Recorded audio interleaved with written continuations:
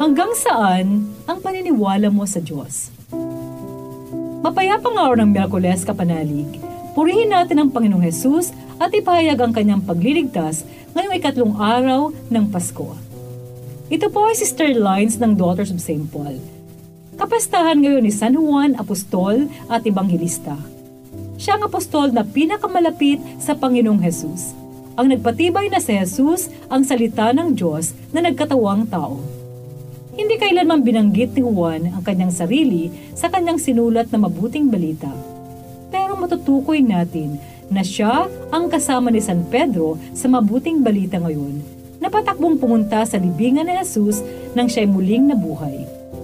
Pakinggan natin ang kabuuan ng kwentong ito sa ating mabuting balita.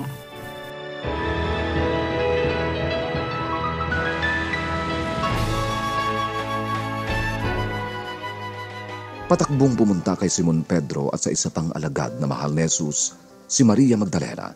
Sinabi niya sa kanila, "May kumuha sa Panginoon mula sa libingan at hindi namin alam kung saan nila siya inilagay." Kaya lumabas si Pedro at ang isa pang alagad at pumunta sa libingan. Sabay na tumakbo ang dalawa. Ngunit mas mabilis tumakbo ang isa pang alagad kaysa kay Pedro at unang nakarating sa libingan. Pagkayukod niya nakita niyang naroroon ng mga telang lino, ngunit hindi siya pumasok. Dumating si Simon Pedro, nakasunod niya at pumasok siya sa libingan. Nakita niya na nakalatag ang mga telang lino at ang panyo namang nakatalukbong sa ulunan niya ay di nakalatag gaya ng mga telang lino, kundi nakalulun sa mismong lugar nito. Pumasok noon ang isa pang alagad, ang unang nakarating sa libingan, at nakita niya at naniwala siya.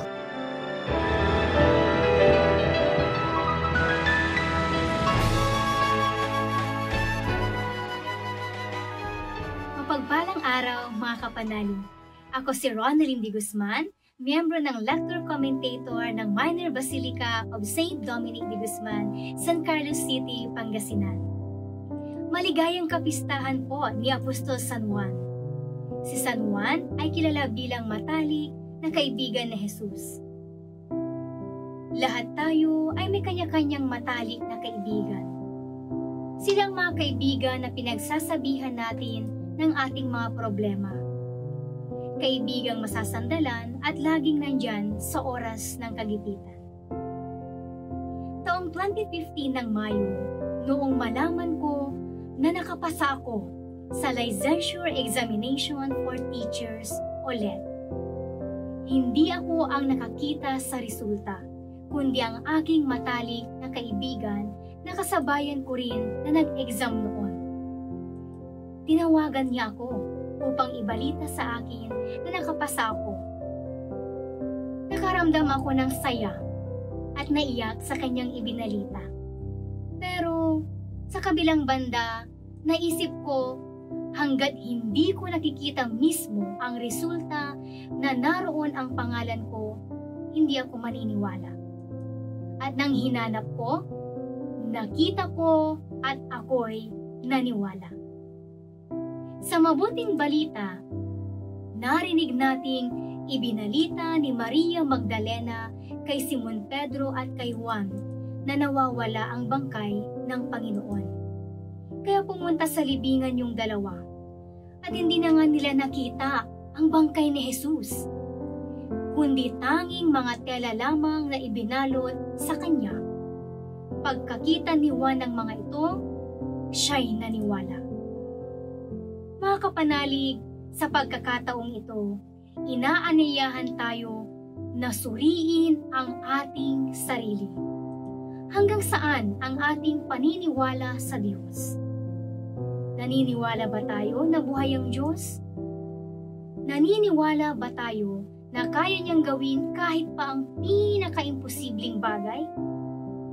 Naniniwala tayong may Diyos, na sinugo ng Diyos si Jesus upang iligtas tayo sa ating mga kasalanan at pagkalooban tayo ng buhay na walang hanggan sa kabila ng kamatayan.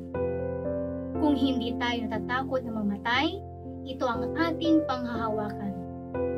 Ito rin ang pinanghawakan ng mga taong hindi natatakot mamatay. Nagtitiwala sila na madaratnan nila ang mas maganda, mas mapayapa, at mas maligayang buhay kasama ang Diyos. Naway ito rin ang ating panghawakan.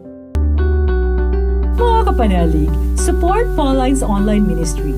Subscribe, like, and follow us on Facebook, YouTube, Instagram, Twitter, TikTok, Spotify, Google, and Apple Podcast.